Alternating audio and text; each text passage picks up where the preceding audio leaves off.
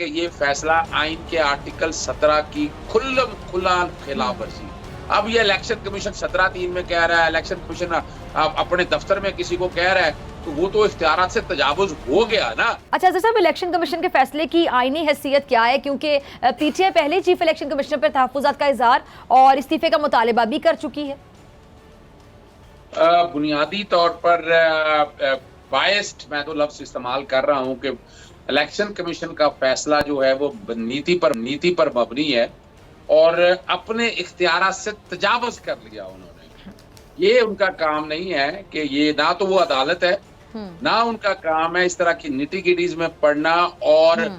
और दो बातें हैं कि जैसे पीडीएम की पहले मुलाकात हुई थी, हालांकि ये पीडीएम का केस तो था नहीं, अकबर एस बाबर का केस था, उसमें उनका जाकर मिलना वो झलक नजर आ रही है इस फैसले के अंदर। दो बड़ी वजह बता देता हूं मैं आपको। पहली तो बात है कि ये फैसला आइन के आर्टिकल 17 की खुल्लम खुला खिलाफ वर्जी है। यानी एक जगह वो कह रहे हैं कि भाई उनके पास कंप्लेंट गई थी आर्टिकल 6 की, थोड़ा ध्यान से सुनना है, प्रोहिबिटेड फंडिंग की। वो इधर उधर घूम के पूरे आइन का और इधर उधर, यानी उनका कोई ताल्लुक ही नहीं है। भाई आप एक ऐसी बॉडी है, आपने प्रोहिबिटेड फंडिंग पे रहना है, यानी प्रोहिबिटेड फंड। और ये वैसे मैं अगर मुझसे पूछते हैं, ये आर्टिकल 6 जो है ये आर्टिकल 17 के खिलाफ है। आर्टिकल 17 में ये बताया गया है कि वो सियासी जमात जो मुल्क की सालमियत के खिलाफ करेगी उसे बैन किया जा सकता है, तहलील किया जाता है। और article 17 with in sub article 3 है कि हर पार्टी को अपने अकाउंट मेंटेन कर रहे हैं, बस। अब ये इलेक्शन कमीशन 17(3) में कह रहा है, इलेक्शन कमीशन अपने दफ्तर में किसी को कह रहा है, तो वो तो इख्तियारात से तजावुज हो गया ना।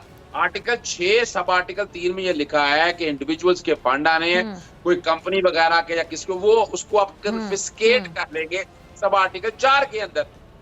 अब अगर इनको मिलाकर देखें तो ज्यादा से ज्यादा सजा क्या है कि कन्फिस्केट कर लें, आप कर लें कन्फिस्केट। लेकिन ये कन्फिस्केशन भी जो है ना, ये इलीगल और अनकॉन्स्टिट्यूशनल आर्टिकल 17 की खिलाफ वर्जी है। तमाम जितने लोगों ने पैसे दिए हैं, यानी मैं अगर यहाँ पर टैक्स का कोई क्रेडिट लेना है ना, मैंने कोई किसी को एड करना है, फंड करना है, तो मैं अपने टैक्स में एडवांटेज लेने के लिए अपनी फर्म से या कंपनियों से ट्रांसफर करूंगा। इंडिविजुअल में शायद एडवांटेज ना ले सकूं क्योंकि मेरी फर्म चलती है या मेरी कोई कंपनी है। तो लोग ज्यादातर कोशिश करते हैं कंपनियों से जाएं ताकि दोहरा फायदा ले लें। पूरी दुनिया के अंदर भी कॉन्सेप्ट यही है, जब बैरून मुल्क हो तो वहां लोग प्राइवेट लिमिटेड कंपनी या LLC लिमिटेड लायबिलिटी कंपनियों से पैसे ट्रांसफर करते हैं ताकि दोहरा फायदा ले लें।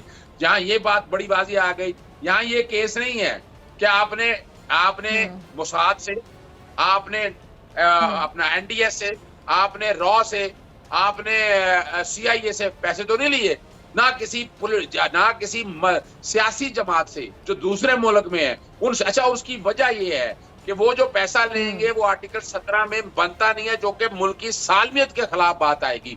अगर प्राइवेट लिमिटेड कंपनियों को किसी ने पैसा दे भी दिया है और वो मान भी रहे हैं, स्टैंड भी कर रहे हैं, कई लोगों ने तो मुझे ईमेल भेजी है, अभी फरिया ने मुझे एक ईमेल भेजी है, एक और साहब है उन्होंने मुझे ईमेल भेजी, उन्होंने कहा भाई मेरे पैसे हैं, मुझे नॉन पाकिस्तानी में कैसे डाल दी है। तो ये तो वैसे भी अगर देखें तो इतना डिफेक्टिव है, लोगों ने बराह रास्त कंप्लेंटें कर दी हैं, मेरे तक भी इंफॉर्मेशन आई, मैंने भी वो सारी शेयर कर दी है। तो ये यहाँ तक तो ठीक है, इलेक्शन कमीशन ने उस कानून के तहत बैठ के प्रोहिबिट कर दिया, लेकिन आप उसको फॉरेन रेटेड में या बाकी चीजों में ये इख्तियार नहीं था इलेक्शन कमीशन का। इलेक्शन कमीशन ने बिलाशुबा अपने इख्तियारात से तजावुज किया है। आर्टिकल 6 चैलेंज हो सकता है आला अदालतों में।